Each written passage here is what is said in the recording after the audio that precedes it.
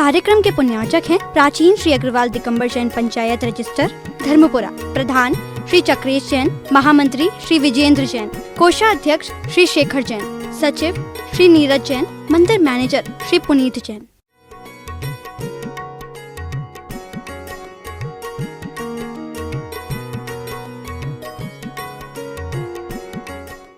जो कल सहित हो, शरीर सहित हो, वे सकल परमात्मा है। लेकिन जो कल से रहित हो गए, कल अर्थात शरीरातीत अवस्था, उनका नाम है निकल परमात्मा। ऐसे निकल परमात्मा को स्मरण करना, वे अनंत भगवान भी बैठे बैठे नमः सिद्धेभ्यः किनको नमस्कार कर रहे हैं। अब आप लोगों के लिए जो व्यवहारिक जीवन में जीने वाले हो, उनसे कहा कि तुम्हें सिद्ध परमेष्ठी को किसने बताया कि सिद्ध होते हैं? बताने वाले कौन है? तो बताने वाले भी अरहंत परमेष्ठी हैं कि बंधुओं, यही अवस्था तुम्हारी अपनी है, यही स्वभाव तुम्हारा अपना है और तुम्हें यही अवस्था को तुम्हें पाना है। बाकी तो सारा का सारा संसार का ये रंग मेरे जीवन का ढंग नहीं है। अभी भी अरहंत भगवान अभी 4 आघातिया कर्म के कारण से वे भी संसारी है। भगवान कहते हैं मुझे भी इस संसार अवस्था से ऊपर उठना है। उसकी भगवान के ना अष्टम वसुधा पाने को, कौन सी वसुधा पर चाहिए? 8वीं वसुधा है ना। आज 8वें का संयोग देखो कि 8 कर्मों के नाश करने के लिए और 8 अष्टम वसुधा पाने के लिए 8 गुणों से संपन्न ऐसे सिद्ध परमेष्ठी की अपने आप को उस अनंत सुख के पाने के लिए बहुत अच्छे से भक्ति भाव के साथ आराधना का संयोग तुम्हें बनाना है। और ऐसे अनंत गुणों की 8 गुणों की आराधना, एक एक कर्म के नाश से एक एक गुणों की प्राप्ति होती है। आप तो एक ही काम कर लो भगवान, और कोई कम हो या ना हो, पर हमारा थोड़ा सा मोह भाव कम हो जाए। एक बात है, अगर तुमने अपने मोह के ऊपर विजय प्राप्त कर ली तो तुम्हारे ज्ञान और तुम्हारा दर्शन, तुम्हारा अंतराय, तुम्हारे आयु, तुम्हारी नाम, तुम्हारे गोत्र, सारे के सारे कर्मों पर विजय प्राप्त कर सकते हो, वेदनी कर्म पर विजय प्राप्त कर सकते हो। सबसे ज्यादा अगर कोई कर्मों में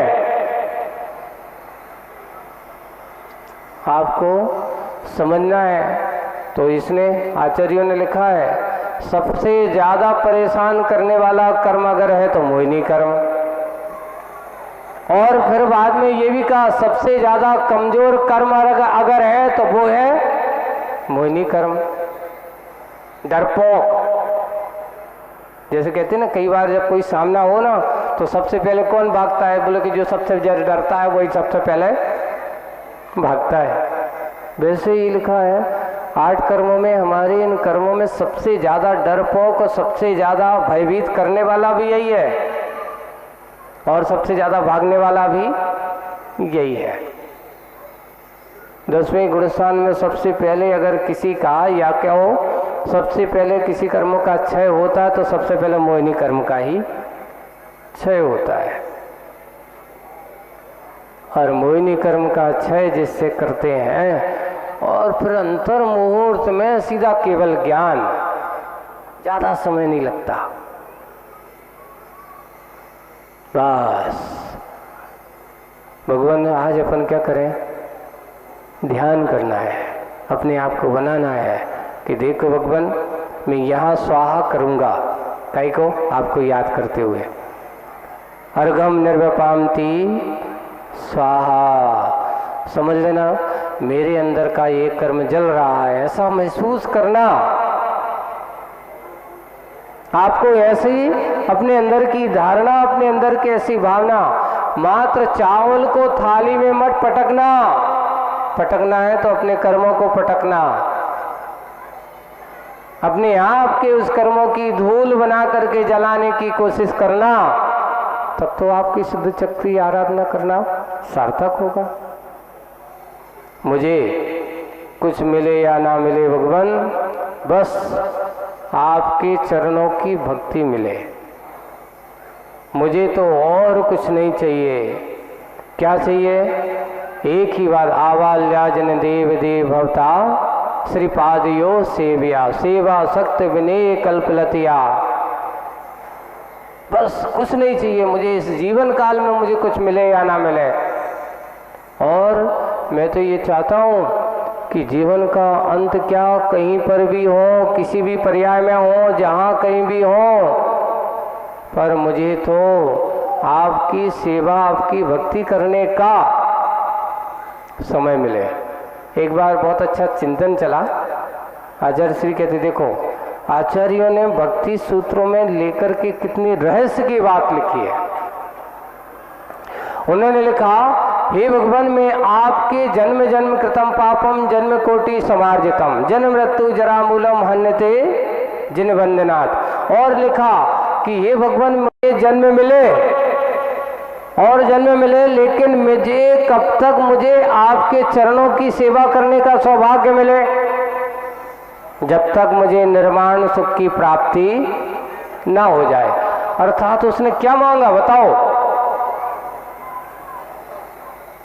उसने उस भक्ति का एक, मुझे दुनिया की सारी चीजें नहीं चाहिए, मुझे तो भगवान मिले तो आपके हर भाव में आपकी भक्ति करने का सौभाग्य मिले।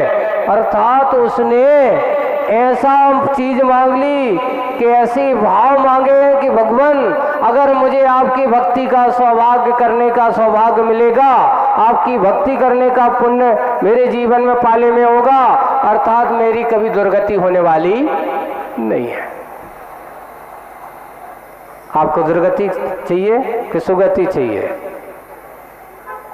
आपको ऐसी जीवन चाहिए कि मुझे हर भाव में कुछ मिले या ना मिले, मैं दरिद्री बनना स्वीकार कर सकता हूं, मुझे नहीं बनाना चक्रवर्ती,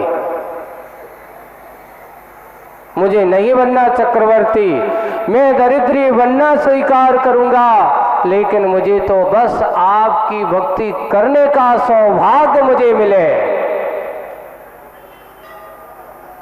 जब अगर मुझे ऐसा सौभाग्य मिलेगा तो मेरी कभी दुर्गति होने वाली, क्योंकि लिखा है, जो एक बार अच्छे से जिनेंद्र भगवान के चरणों में अपने आप को समर्पित करता हो, जो एक बार ऐसे जिनेंद्र भगवान के चरणों में बैठ करके अपने आप को अर्पित करता हो, उसकी कभी दुर्गति तो होने वाली है ही नहीं। नियम से अगला भाव उसे मनुष्य पर्याय का मिलेगा अगर सम्यक दर्शन नहीं हुआ तो, और सम्यक दर्शन के साथ अगर उसने आराधना कर तो वो तो नियम से देव ही बनेगा। और ऐसा नहीं कि सम्यक दर्शन के बिना भी देव नहीं बनते, ऐसा नहीं, कभी कभार बिना सम्यक दर्शन के भी देव बन जाते हैं। वहां पर देव बन करके वे आराधना करते हैं, भगवान की उपासना करते हैं, भक्ति करते हैं, और भक्ति करके अपने जीवन को धन्य बनाने का काम करते हैं। ये अनुष्ठान हम अपने आप के भाव को सुधारने के साथ साथ आपको अगर कुछ चाहिए हो तो एक काम कर लो, मुझे भगवान सब कुछ चाहिए है, संसारिक सुख भी चाहिए है। अरे संसारिक सुख चाहिए है तो दो चीजों को कभी छोड़ो मत। एक क्या? एक दान और दूसरा है पूजा। क्योंकि आचार्य समंतवत महाराज लिखते हैं कि तुमने अगर भगवान की भक्ति की है और दान दिया है तो कभी दरिद्री नहीं होगे, कभी आपको कुरूपता प्राप्त नहीं होगी। कुरूपता मतलब आप कभी ऐसे जिसे देख कर के लोगों को भद्दापन लगे ऐसा रूप नहीं मिलेगा। लिखा भक्ति सुंदर रूपम। भगवान की भक्ति करने से क्या प्राप्त होता है? सुंदर रूप। दानम दुरित नाशाय। और दान करने से क्या होता? दुरित, दरिद्रता का नाश होता है। अब आपको क्या चाहिए बताओ संसार में? दरिद्री बनना है तो दान मत दो। और अगर आपको चाहिए कि भगवान मैं हूं, ऐसा अभाव में ना जीऊं, मेरे पास मैं कुछ मांगता नहीं हूं, बस आपकी दान करने की, सेवा करने की मुझे सामर्थ्य मिलती रहे, मुझे तो आपके सेवा करने का अवसर मुझे मिलता रहे, ऐसा भाव अगर तुम्हारे मन में आएगा, अरे तुम कभी दरिद्री बनोगे? 3 काल में दरिद्र नहीं बन सकता। किसी भाव में चला जाए कभी दीन दुखी नहीं होगा। हम आज ऐसी ही भावना के साथ, बहुत अच्छे से विचारों के साथ, जितना जितना हमारा विशुद्ध भाव होता है, जितने इतने हमारे परिणामों में निर्मलता आती है, वो परिणाम ही हमारी भक्ति में निर्मलता का कारण बनता है। हम उस निर्मल परिणाम को अपने जीवन का अंग बनाएं। विषय भोगों से परे होकर के भक्ति होना चाहिए। चाहो तो कभी ये मत मांगो महाराज आप मुझे तो अच्छा भगवान संसार की दुकानदारी अच्छी चले, नहीं। अरे भाई, एक बार आगम में उदाहरण मिलता है कि ये बताओ, कोई किसान है ना, खेती करता है और खेती करते समय वो क्या चाह करता है कि मेरी अच्छी फसल अच्छी होवे, और बीच में उसको फसल तो अच्छी मिलती है, साथ साथ भूसा क्या होता? भूसा तो उसको फ्री में मिल ही जाता है। वैसे ही आचार्यों ने लिखा, अरे मांगो तो मोक्ष सुख मांग। अरे कहां तो संसार के सुखों को मांग रहा है? कामना कर कि मुझे तो भगवान जल्दी से आपकी भक्ति के प्रभाव से मुझे नियम से मोक्ष सुख मिलेगा। पर बीच में महाराज ये स्वर्ग में अटक जाते तो बोले कि भैया अगर तुम मोक्ष की कामना करो तो बीच में तो जैसे किसान को बीज के साथ भूसा तो मिल ही जाता है, वैसे ही लिखा है कि ये स्वर्ग सुख तो भूसे की भांति है, तुझे मिल ही जाएंगे, इसमें कोई दो मत है ही नहीं है। अभी एक शिविर लगा था तो एक महिला ने एक बहुत अच्छा जिज्ञासा रखी थी, महाराज ऐसा कौन सा काम करें कि छठे काल में ना उत्पन्न हो में हम, आने वाला जो 6वां काल है ना, हमारा जन्म ना होवे, है ना, ऐसा पुरुषार्थ हो कि अगले भाव में मेरा जन्म हो तो 4थे काल में होवे।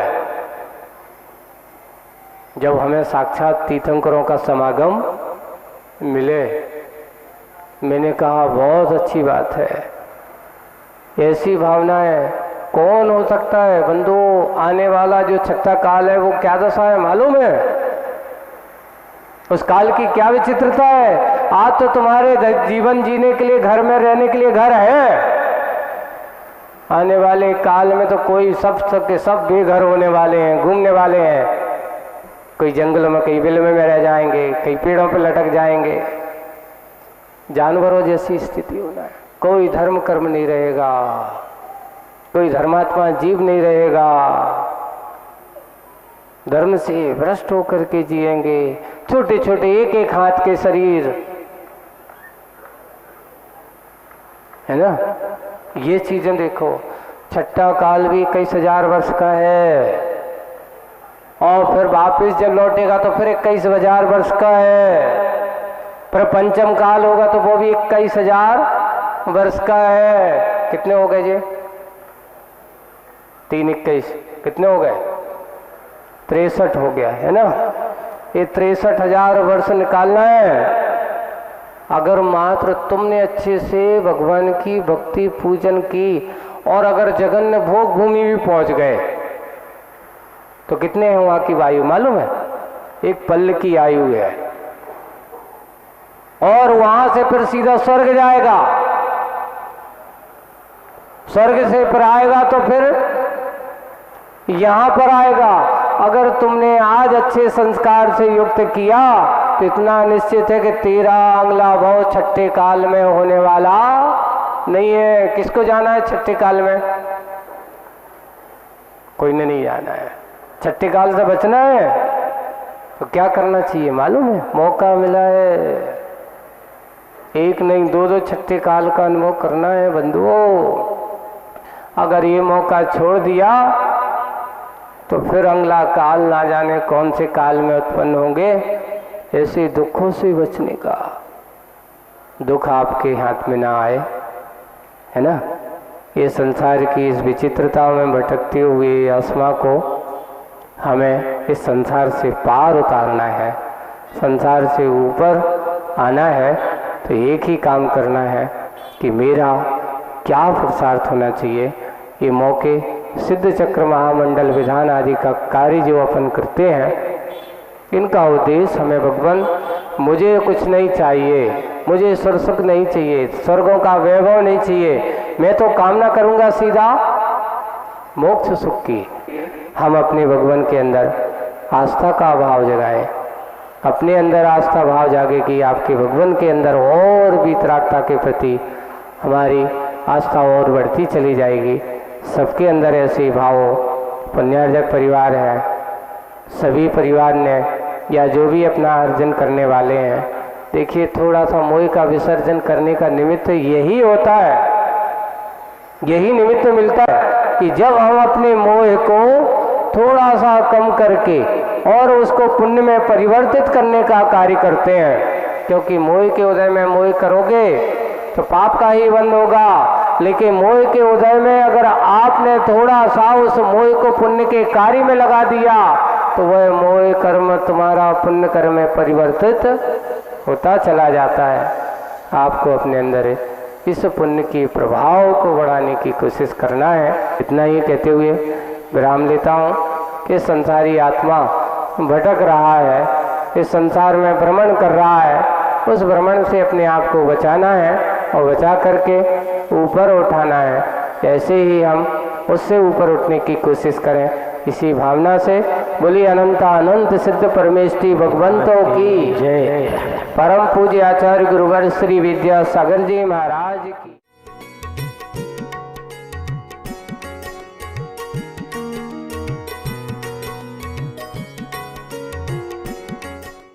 इस कार्यक्रम के पुण्यार्जक थे प्राचीन श्री अग्रवाल दिगंबर जैन पंचायत रजिस्टर धर्मपुरा, प्रधान श्री चक्रेश जैन, महामंत्री श्री विजेंद्र जैन, कोषाध्यक्ष श्री शेखर जैन, सचिव श्री नीरज जैन, मंदिर मैनेजर श्री पुनीत